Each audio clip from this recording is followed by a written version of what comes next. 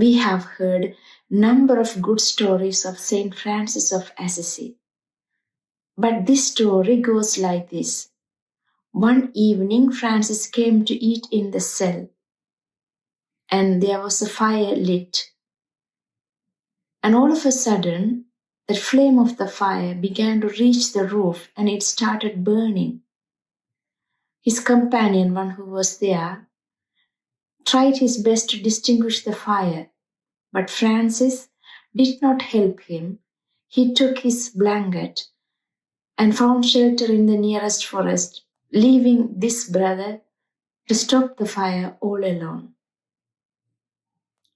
But what we need to highlight here is how the story ends.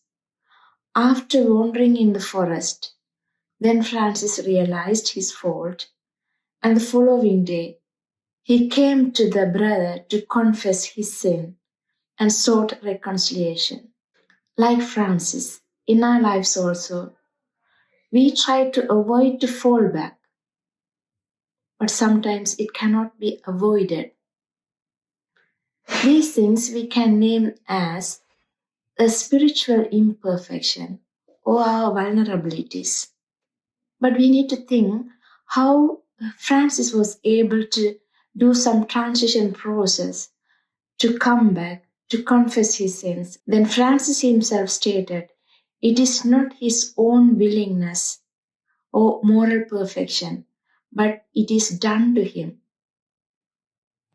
He says continuously, every time when he seeks God and kneel down to pray before the presence of God, God shows him the sin and the mistake and the failure, and all these are part of salvation process.